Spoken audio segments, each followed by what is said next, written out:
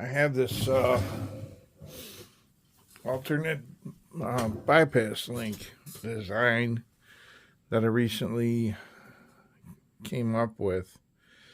Here's the previous design, and I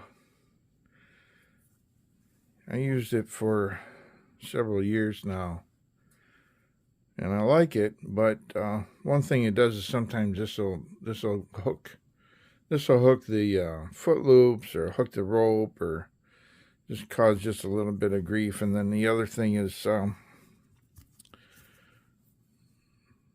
here's another hook.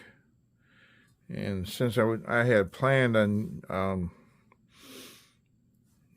doing more videos on passing limbs and climbing more, I guess, more challenging trees, I didn't like the fact that this formed a bigger knot in a bigger mass and a hook that could get hooked on a limb and then became a problem to retrieve. So I wanted to get rid of what I added in here to hold the shape. I didn't use any here's the new one. So I didn't use any glue in it or any stiffeners or any heat shrink in here. And then I wanted to get rid of this hook. So I looked at the bypass link and I noticed that this leg, if I just made it longer, I could probably use it to perform this function here. And I found out that it could also be used to pull the link open. So then rather than having this like this thumb loop that I have here. So it's a little bit, and I tied it a little smaller. It's automatically a little stiffer when it forms a smaller loop. But the way it works here is now we're going to grab, and I'll show you what this is here in a minute. We're going to grab the loop here, or the link, I should say, and we'll grab this end, and it's not really pulling open like that. It's more of a twisting like this. Twist it more like that. And then this comes out. And this one will lay flat like this. And there's really not so much, if this got up in the crotch of a tree, it's less likely to really get hung up than this older version here. That would get hung up. So and it's less likely to hook onto the foot loops or whatever. A little less tangly, I guess. But all I did was I had several sets of these, several sets of the two tether that I use. It's a good idea, I think, to have two sets if anything should ever go wrong. And you get one of these caught up in the tree or just something happened to it.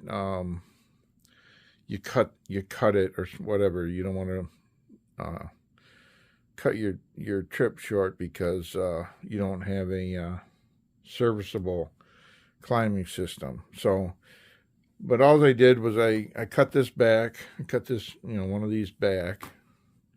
I cut that back. I added this loop here because it makes it a little easier. Before I was grabbing the rope here, but it makes it easier to set it up for the ground release.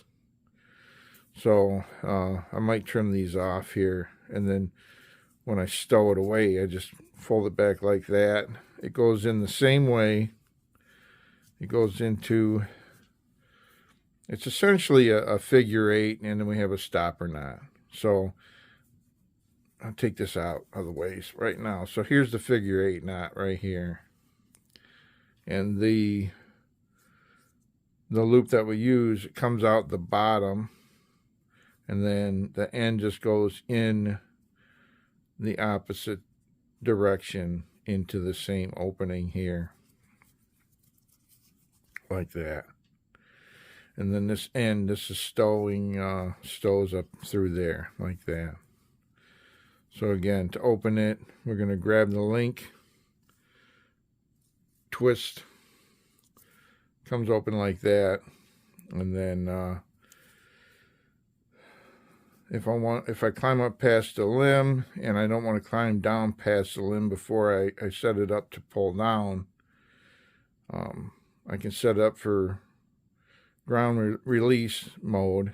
So I pull that back and just can move that out of the way, and then I have my pull down here, and I'm going to stick a video where I do this on the tree. I'll stick that on the end of this video. But so I have a paracord with a loop on the end and then a loop back from the end. It has to be back from the end long enough to pull this locking feature out. But to set it up for ground release, of course, this would be around the tree, and then this would be around, or the tether line would run through here and then down to your bridge. But for the sake of clarity here, I'm going to take the end loop and put it on there. And then I'll just put that there where it normally goes. Just like that. I'll pull this line out and I'll put the other loop over. And this line goes up through the end loop right here under the stopper. Like that. And I think too, this is less likely to get pushed out by the tree or anything. It just lays in there more naturally. But then I would weight this, make sure it's holding, and I know it does. And I rappel down. After I rappel down, I can grab this and I'll pull this up, pull that free, and then the other one, sometimes it pops out that quick. But again, I'll put this on here. That goes in there.